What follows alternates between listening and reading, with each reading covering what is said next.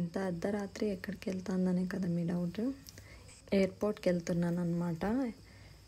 ఇది వచ్చేసి మార్నింగ్ 3కి స్టార్ట్ అయ్యాము హిందూపూర్ నుండి. లాస్ట్ వీడియోలో చెప్పున్నాను కదా నేను నేషనల్స్కి సెలెక్ట్ అయ్యాను అనేసి. ఆ నేషనల్ యోగా కాంపిటీషన్ వచ్చేసి రాయ్పూర్లో అనమాట. ఇంకా బెంగళూరు ఎయిర్పోర్ట్కి 5:30 సంథింగ్ రీచ్ అయ్యాను. వెంటనే ఇంకా బోర్డింగ్ పాస్ తీసుకున్నాము.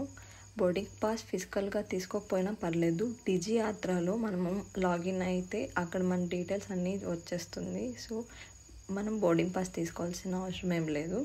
నెక్స్ట్ లగేజ్ అయితే చెక్ ఇన్ చేసేసాను. క్యాబిన్ లగేజ్ ఉండొచ్చు, బట్ 7 kgs మాత్రమే ఉండింది.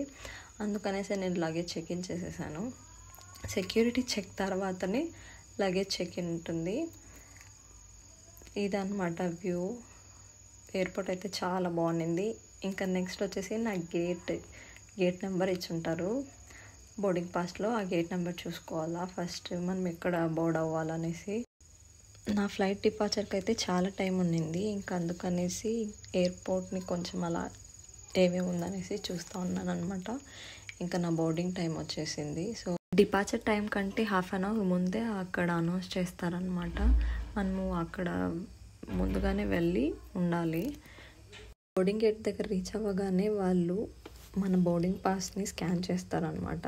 అది డిజి యాత్ర యాప్లో కూడా మన బోర్డింగ్ పాస్ ఉంటుంది, దాన్ని చూపించచ్చు. లేకపోతే ఫిజికల్ ఫామ్ ఉంటుంది కదా బోర్డింగ్ పాస్, దాన్ని చూపిస్తే వాళ్ళు స్కాన్ చేసుకుంటారు అనమాట. తర్వాత మీకు బస్లో తీసుకెళ్తారనమాట. ఫ్లైట్ ఎక్కడుందో, మన ఫ్లైట్ ఎక్కడ బోర్డ్ అవ్వాలో ఆ ఫ్లైట్ దగ్గరికి. మనం వెళ్ళే టైంకి మన లగేజ్ మొత్తం అక్కడ వచ్చేసి ఉంటుంది అనమాట ఫ్లైట్ దగ్గరికి. ఇంకా బస్ అయితే మనము బోర్డ్ అవ్వాల్సిన ఫ్లైట్ దగ్గర దింపేస్తుంది. దిగిన వెంటనే ఇంకా ఫొటోస్ అన్నీ తీసుకునేసి ఇంకా ఫ్లైట్ ఎక్కేసాను అనమాట. ఇదనమాట ఫ్లైట్ విండో నుంచి వ్యూ. చెప్పడం మర్చిపోయాను, నేనైతే విండో సీట్ బుక్ చేసుకున్నా. అంటే దానికి ఎక్స్ట్రా ఛార్జెస్ పడింది అనుకోండి. బట్ మీరు రిక్వెస్ట్ చేయొచ్చు అక్కడ బోర్డింగ్ పాస్ తీసుకునే టైంలో విండో సీట్ కావాలని.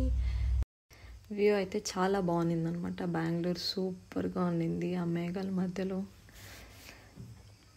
ఇదన్నమాట వ్యూ విండో సీట్ నుండి. 2 అవర్స్లో బెంగళూరు నుంచి రాయ్పూర్కి అయితే రీచ్ అయిపోయాను అనమాట. అసలు ఎక్కినట్టు లేదు, దిగినట్టు లేదు, అసలు టెన్షన్ లేదు. చాలా బాగుంది. బట్ ఏంటంటే కాస్ట్లీ అనమాట కొంచెం. బట్ మనకి ఇంకా ఏది సిచ్యువేషన్స్ సెట్ అవ్వకపోతే ఖచ్చితంగా ఫ్లైట్ ఈస్ ద బెస్ట్ అనమాట.